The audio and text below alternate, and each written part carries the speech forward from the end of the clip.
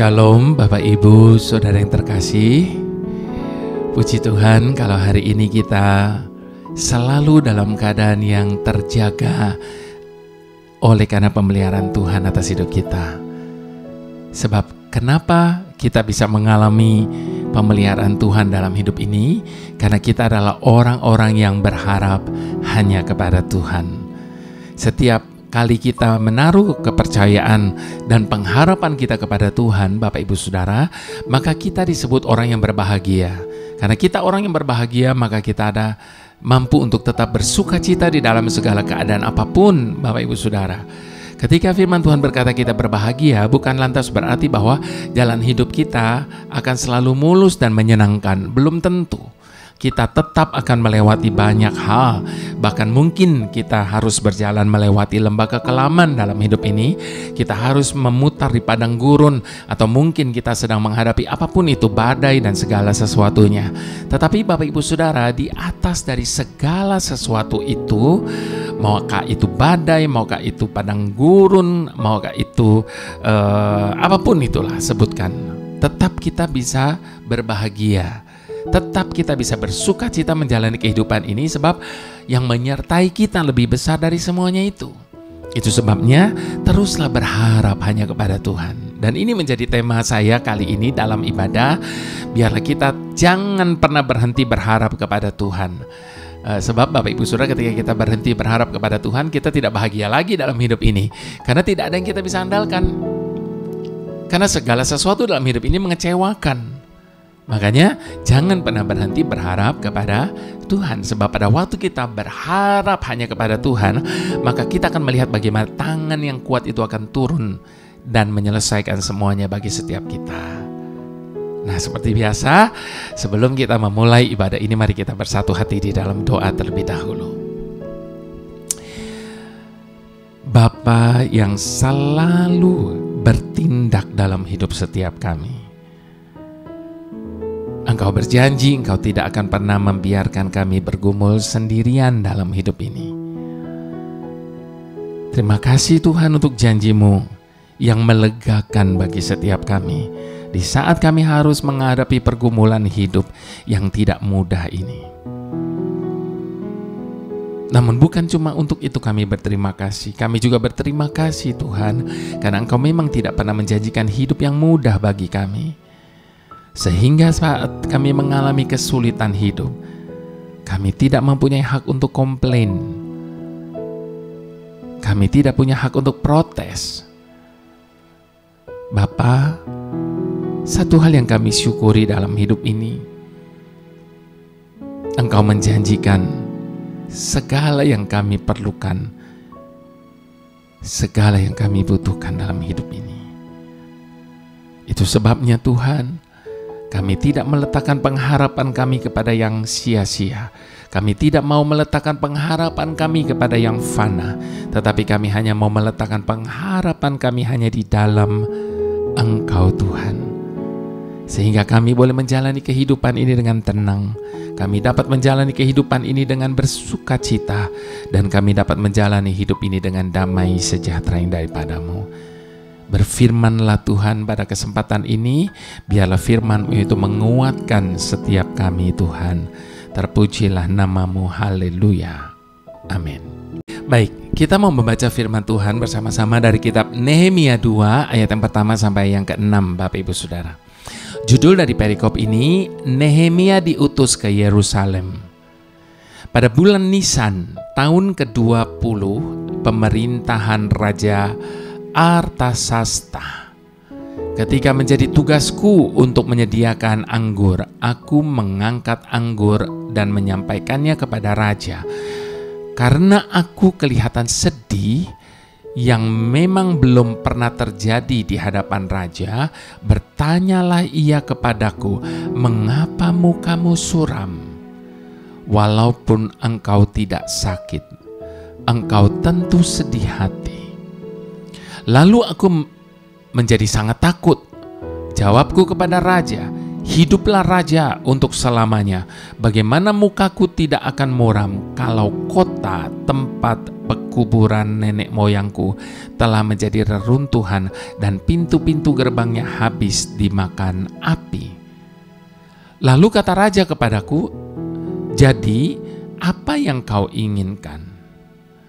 Maka aku berdoa kepada Tuhan semesta langit. Kemudian jawabku kepada raja, jika raja menganggap baik dan berkenan kepada hamba-Mu ini, utuslah aku ke Yehuda, ke kota pekuburan nenek moyangku, supaya aku membangunnya kembali. Lalu bertanyalah raja kepadaku, sedang permaisuri duduk di sampingnya, berapa lama engkau dalam perjalanan dan bilakah engkau kembali? Dan raja berkenan mengutus aku sesudah aku menyebut satu jangka waktu kepadanya. Bapak Ibu Saudara, perhatikan ayat yang ke-4. Lalu kata raja kepadaku, jadi apa yang kau inginkan? Maka aku berdoa kepada Tuhan semesta langit. Bapak Ibu Saudara, ketika dia ditanya oleh raja, dia tidak langsung bla bla bla bla bla bla bla bla, mumpung kesempatan ini ditanya oleh raja, tapi dia bertanya dulu kepada Tuhan. Bapak Ibu Saudara, saya percaya setiap kita mempunyai pengalaman hidup bersama dengan Tuhan, melewati segala musim dalam hidup kita. Bayangkan Bapak Ibu Saudara, ketika raja bertanya apa yang kau inginkan, Nehemia tidak lantas bla bla bla bla bla bla bla bla, kesempatan nih mumpung ditanya. Tidak, dia tanya dulu kepada Tuhan. Dan saya percaya Bapak Ibu Saudara, setiap kita pernah mempunyai pengalaman hidup bersama dengan Tuhan, melewati segala musim dalam hidup kita. Bahkan di saat kita sedang dalam keadaan yang terjepit, seakan tidak ada jalan lain, dan kita pada akhirnya mendapatkan bahwa Tuhan kita adalah Tuhan yang selalu dapat membuka jalan bagi kita dengan cara-cara yang unik dan luar biasa. Karena itu Bapak Ibu Saudara, jalan-jalan Tuhan tidak dapat kita pahami dengan logika. Sebab firman Tuhan sudah mengingatkan kepada setiap kita, adapun jalannya, pikirannya, dan rancangannya jauh lebih tinggi daripada jalan, pikiran, dan rancangan hati kita. Itu sebabnya Bapak Ibu Saudara, kita harus selalu berharap kepada Tuhan. Sebab orang yang seperti ini tidak akan hidup di dalam ketakutan dan kekhawatiran. Yang menjadi pertanyaannya Bapak Ibu Saudara, mengapa manusia selalu hidup dalam ketakutan dan kekhawatiran? Sebab manusia cenderung meletakkan pengharapannya kepada uang, harta, orang-orang kuat dan berpengaruh. Sehingga ketika apa yang mereka harapkan itu tidak dapat menolong, maka mereka menjadi stres, bingung, dan berani menghalalkan berbagai cara. Namun berbeda dengan orang yang selalu berharap kepada Tuhan, padanya selalu ada ide-ide kreatif dan luar biasa. Tidak akan berdiri di jalan buntu, sebab selalu ada jalan yang dinyatakan Tuhan baginya. Dan tidak hanya itu saja Bapak Ibu Saudara, mereka akan selalu bersemangat dan akan selalu melihat mujizat-mujizat yang dahsyat dalam hidupnya. Nah, seperti tadi saya katakan Bapak Ibu Saudara, pertanyaan raja kepada Nehemia dan jawaban Nehemia atas pertanyaan itu sangat luar biasa. Mengapa saya katakan sangat luar biasa? Sebab kita baca tadi kan, di dalam ayat yang keempat, Lalu kata raja kepadaku, jadi apa yang kau inginkan? Maka aku berdoa kepada Tuhan semesta langit. Dari sini kita belajar, Bapak Ibu Saudara, bahwa sekalipun pertanyaan raja itu dapat menolong apa yang dia butuhkan, tetapi Nehemia tetap tidak berharap kepada raja. Yang Nehemia lakukan hanyalah berdoa dan berharap kepada Tuhan.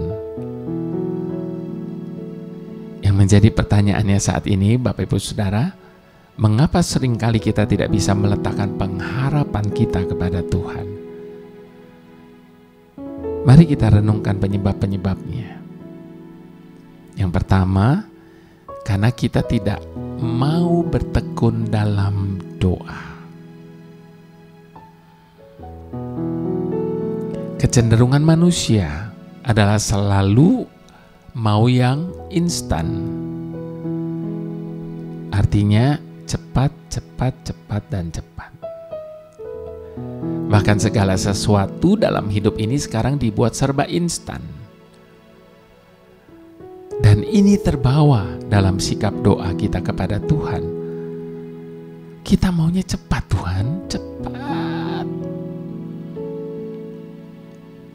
Padahal pengharapan kita kepada Tuhan justru teruji pada saat kita sedang menantikan jawaban-jawaban atas doa kita. Doa adalah senjata hebat orang percaya. Selama kita berdoa dengan tekun, maka akan ada saja berkat dan anugerah Tuhan atas hidup kita. Yang kedua, Bapak Ibu Saudara, karena kita tidak memiliki pengenalan akan Tuhan.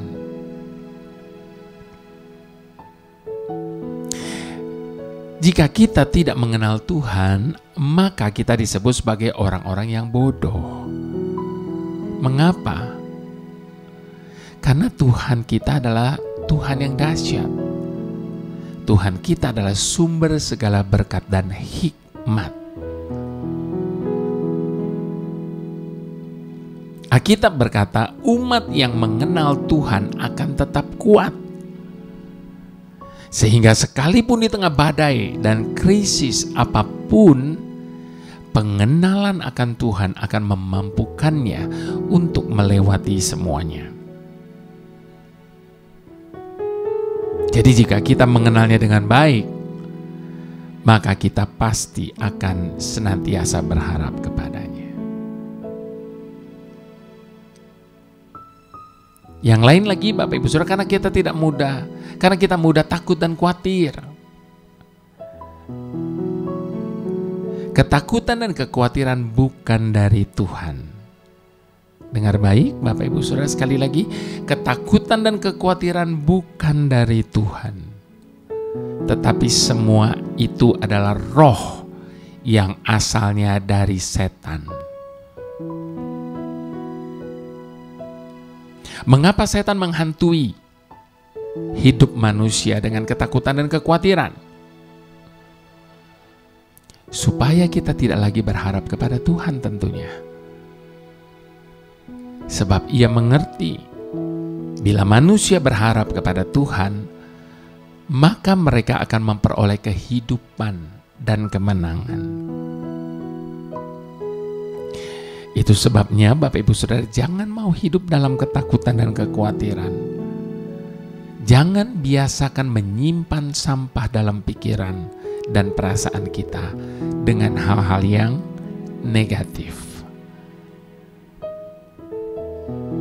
Yang lainnya Bapak Ibu Saudara, karena kita selalu ingin jalan pintas.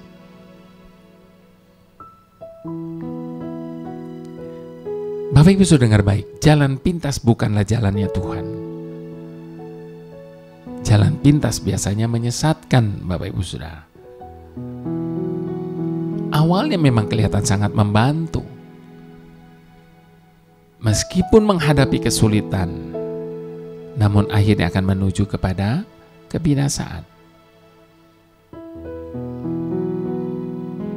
Kadangkala Tuhan mengizinkan kita melewati jalan yang berputar. Itu bukan karena Tuhan sedang menghukum kita. Itu juga bukan karena tanda kalau Tuhan sudah meninggalkan kita. Tetapi di balik semua yang Tuhan izinkan, pasti ada maksud Tuhan.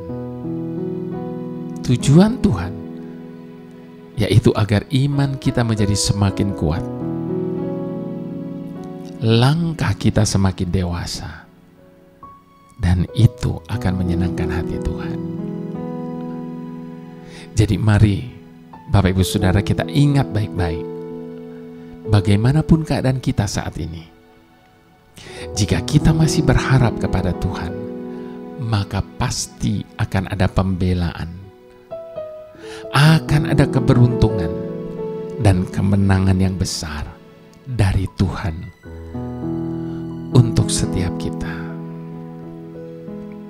Itu sebabnya saya mau ajak kita sama-sama untuk berkata di hadapan Tuhan, setiap perkara dapat ku tanggung dengan kekuatan yang Kau berikan.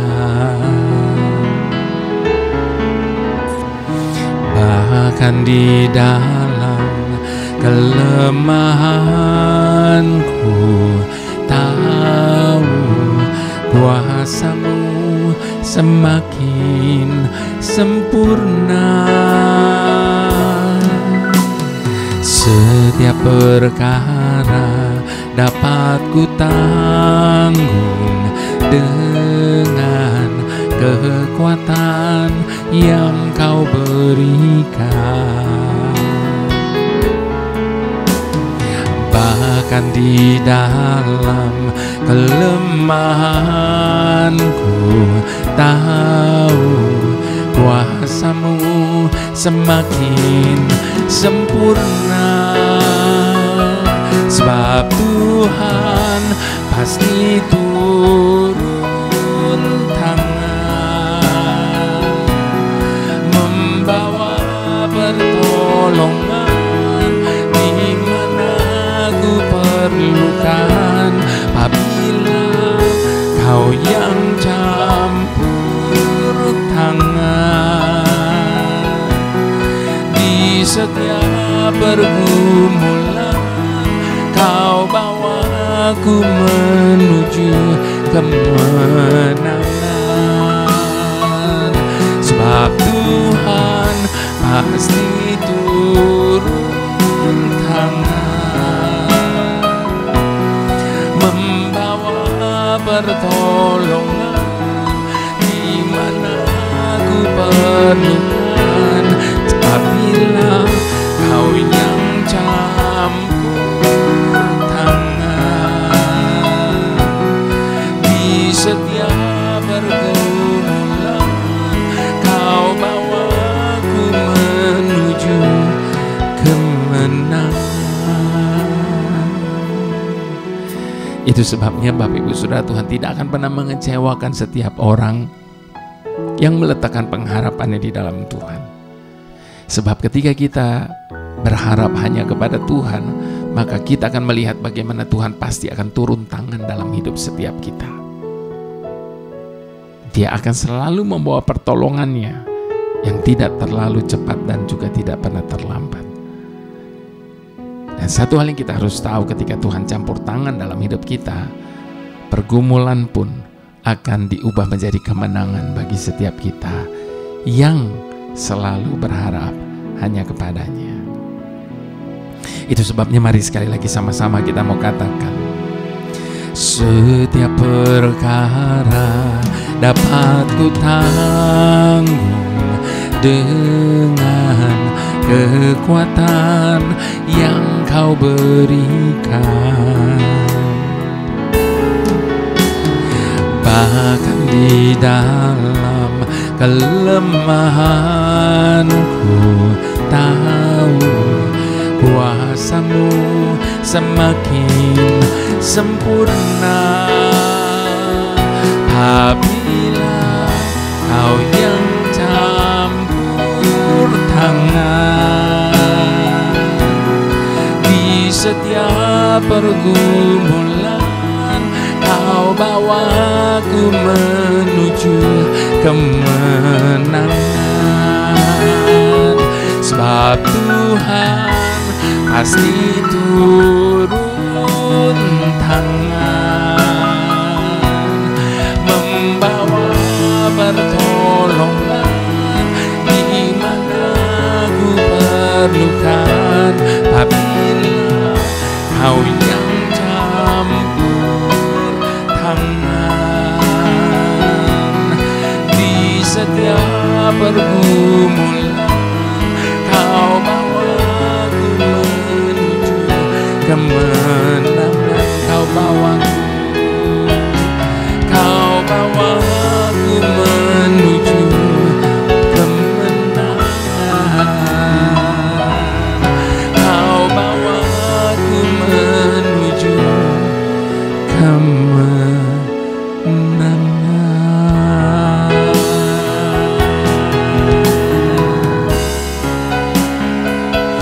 Kami percaya,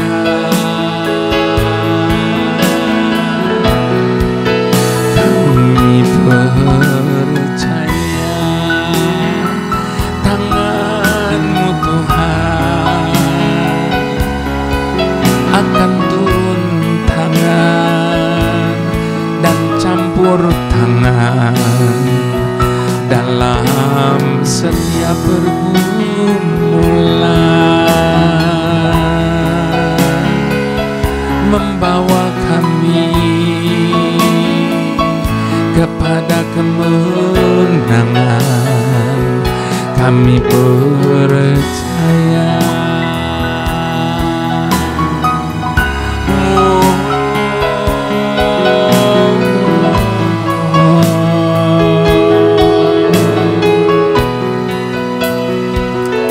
Mari Bapak Ibu Saudara, jangan pernah berhenti berharap kepada Tuhan,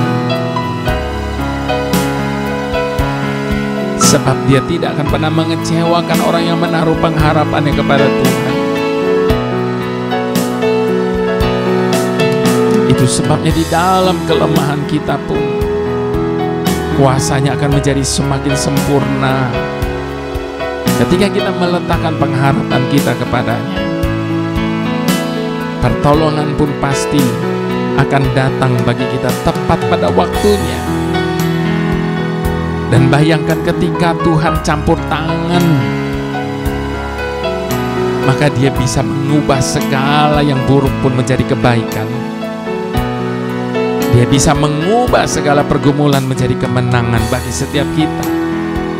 Itu sebabnya letakkan seluruh pengharapan kita hanya kepada Tuhan, sebab memang Dia adalah Tuhan yang bisa kita andalkan.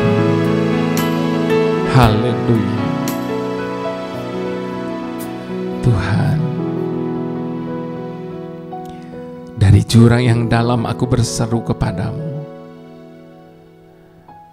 Dengarkanlah suaraku. Biarlah telingamu menaruh perhatian kepada suara permohonanku. Jika Engkau ya Tuhan mengingat-ingat kesalahan, siapakah yang dapat tahan? Sebab seringkali kami melakukan kesalahan yang sama. Di saat beban masalah menghimpit hidup kami, dengan berkeluh kesah, kami datang kepadamu. Dengan kekecewaan kami berseru kepadamu. Dengan segala protes kami marah kepadamu. Kemudian kami menjadi patah hati dan tawar hati. Tetapi padamu ada pengampunan, supaya Engkau ditakuti orang. Kami menanti-nantikan-Mu Tuhan. Jiwa kami menanti-nanti, dan kami mengharapkan firman-Mu yang memberi kekuatan baru bagi kami, sehingga semangat kami menjadi seperti burung Raja Wali yang memberi kelegaan kepada kami yang letih, sehingga sukacita dan damai sejahtera-Mu memenuhi hari-hari kami. Terima kasih ya Tuhan, karena Engkau tidak pernah menolak orang yang mencari Engkau. Engkau tidak pernah mengecewakan orang yang menaruh pengharapannya di dalam Engkau. Tangan-Mu selalu terbuka bagi setiap kami yang memerlukan-Mu Tuhan. Itu sebabnya mari Bapak Ibu Saudara dengan segala hormat kita mau angkat kedua tangan kita di hadapan Tuhan. Sebab Dialah sumber pengharapan sejati. Bahkan Dia adalah Tuhan yang mampu untuk mengubah pengharapan yang sudah hilang sekalipun. Biarlah berkat dari tempat yang maha tinggi, Bapa kita yang di surga, di dalam persekutuan dengan Roh Kudus, yang adalah penghibur dan penolong dari setiap kita, akan senantiasa menyertai kita sampai kesudahannya. Mari semua kita yang berharap kepada Tuhan sama-sama kita katakan, amin.